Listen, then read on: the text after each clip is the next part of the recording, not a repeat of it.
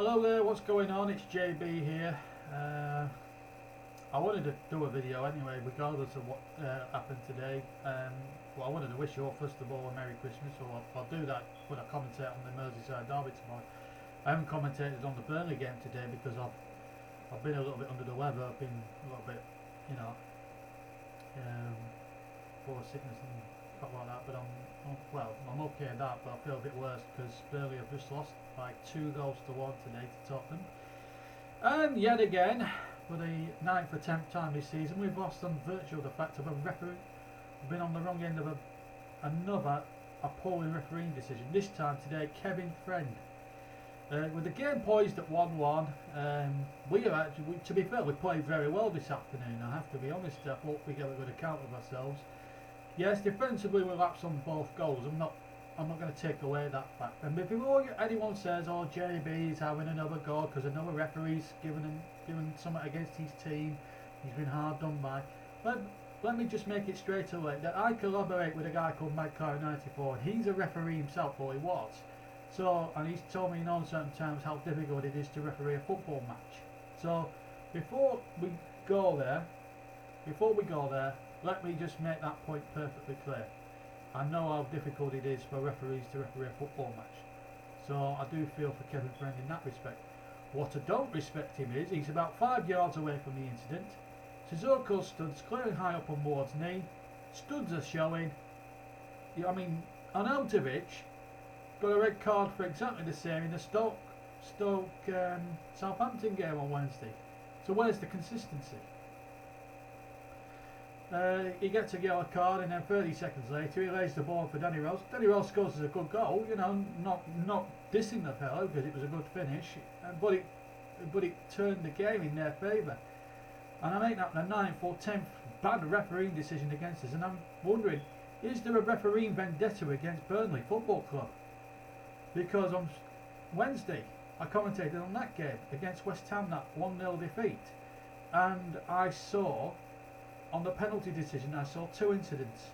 One, Tom Heaton was clearly fouled by not 1 but 2 West Ham players, and then Reed does a 6.5, cons the referee and gets a penalty, and we lose on that decision. We lost the game at Arsenal for a clear handball by Koscielny. We should have had a penalty in the opening game against Swansea. There was an incident. We've had 2 incidents.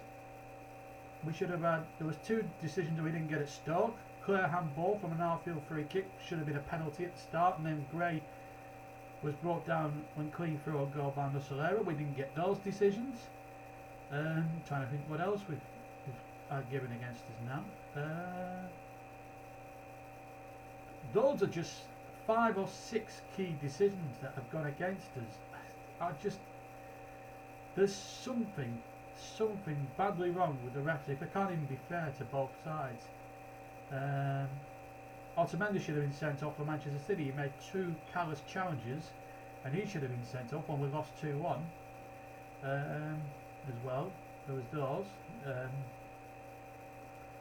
I don't know what refs have got against us, because we played the game straight and down the line, but yet they won't penalise people like Dele Alli, who conned the referee 2 weeks ago, or Robert Snodgrass, who conned the referee only last week. It's a joke. I mean, where do these referees get their geography from? Have they been just fast-tracked through, or have they not done this properly? I mean, the amount of points we could have been had, we're on 17 points at the moment, which is, to be fair, is, if you'd have said that to me at the start of the season, I would have bit your hand off. I'm not going to lie, but just think how many more points we could have had if the referees had given fair decisions, and I would have said maybe would have been around about the 20-21 point mark maybe by now. Not trying to be greedy or anything, I'm not trying to take anything away. I know referees have had a tough job, as I keep saying, but it comes a point when we're losing games on basis of just appalling refereeing decisions, and I'm getting to this stage where I'm convinced now our referee's going to give us anything. There have been times when we should have had clear penalties and we've not had anything given. It's it's getting to the stage now where, you know, we're trying to play the game fairly and honestly, and then you've got other teams that are playing the game dishonestly and getting every decision known to mankind. It's today's society, obviously, but you know, we try to play the game fair. It's good to play the game fair. I just wish other teams would do the same, and I think the referees should have a responsibility to come out there and referee the game as honest. And I also still think, and I still say this, even though I'm going like 8 or 9 weeks back to the Arsenal controversy, should referees be, I think referees should come out and be made to come out and speak to the press afterwards. The players, certain players and both managers are obliged by the Premier League to come out and speak to the press afterwards, and TV people and TV reporters and that sort of stuff. I think the referees should be compulsory for referees to do the same and explain to people why they made the decisions, or good or bad. You know, it's just, but it's like 7 or 8 key decisions that could have, you know, if it had been done right and proper, we would have got something out of those games. We could have had a point. I'm not saying that we were guaranteed to get anything at Spurs today. I'm not saying that. What I'm saying is I'm fed up of us being done over. Then there's the stoppage time issue. It's happened like 2 or 3 games where there's clearly been against Bournemouth the other week. We played 2 minutes, and then the referee, for one reason or another, has blatantly played 40 seconds over it when it's quite clearly like a minute.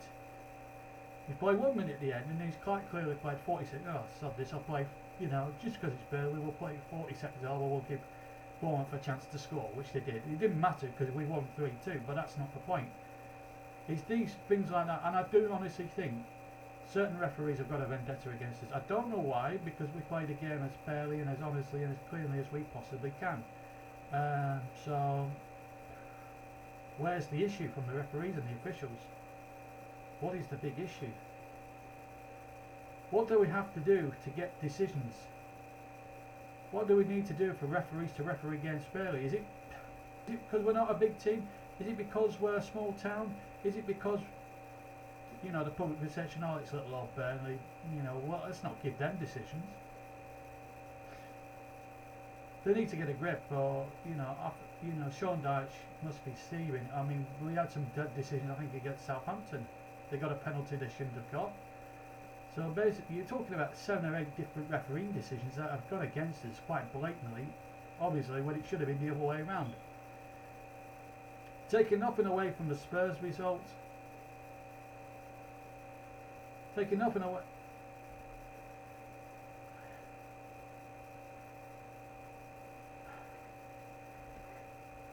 Taking nothing away from the Spurs result, but it's getting to the stage now where it's just getting ridiculous. And if any more decisions are made on Boxing Day, I mean, we've lost Lawton for a game or 2. He has to sit out the Middlesbrough game on Boxing Day, but I'm not very happy tonight. I'm disappointed. Although I don't begrudge anybody the victories, but it's the way that it's been done today. Sissoko, it's a red card. If Arnautovic gets a red card for a similar challenge against the Stoke the other day, then why isn't Sissoko receiving these marching orders? The referees need to take a good look at themselves, otherwise they should all be sacked. Because it's you know, if say for example you're working in a factory and one man makes a simple mistake, he's going to get marched to his boss's office and he's going to get, oh, he's a bit of a liability, he's going to get fired. And I think the referees should be coming out explaining themselves. They're making mistakes week on week on week, and they're not punishing the out and out cheats and punishing the players that are playing honestly. And that is not just a Burnley thing, it is a football thing now. I'm talking in a wider spectrum. I'm talking Premier League now, not just Burnley. I felt sorry for Swansea last week because they were done by an horrendous refereeing decision when Dele Alli clearly died. I felt sorry for Crystal Palace the weekend before last because they were done by a blatant piece of cheating by Robert Snodgrass. Referees need to get a grip. So it's not just Burnley. So don't think I'm anti this and anti that because it's not just Burnley that have been on the receiving end of appalling refereeing decisions. It's you know, it's other clubs as well. Don't forget. So, but I'm disappointed. 8 big decisions that have gone against us, all completely, utterly wrong. And I'm telling you now, referees, any more bad decisions, and I'll be making more videos like this until your bosses become aware of me, what I'm saying here. Until, you know, we need to get rid of the cheating referees in this game, because you are a cancer that needs to be cured. I've had enough. I'm sick of my side suffering through bad decisions, and I'm not trying to gain sympathy from anybody. I'm talking simply as a football fan who wants to see fair play. If a game is lost or won fair and square, I accept that. What I don't accept is when a game is won and lost on a poor refereeing decision, especially when it goes against my football club or anybody else's football club. We want to see fair play. Got that, referees? Got that, referees bosses? Good. Anyway, that's all I'm going to say on the matter, but I will be back tomorrow night. I will be scrutinising the referee tomorrow night. I think it's Mike Dean from the Merseyside derby. He's not one of my favourite refs, so if he makes a mistake, I'll be properly scrutinising him during the commentary. Be sure to join us from about 10 to 8 for the team news and a little bit of build-up, and then the game, the full match commentary from 8 o'clock. But until then, from me, JB, have a good Sunday. Enjoy Sports Personality of the Year. If you want a tip for sports personality, I reckon it'll be neither Jamie Vardy or Mo Farah. Don't want Andy Murray to win. He's a good tennis player, great tennis player, but you don't smile. Anyway, have a good Sunday, and I'll see you later.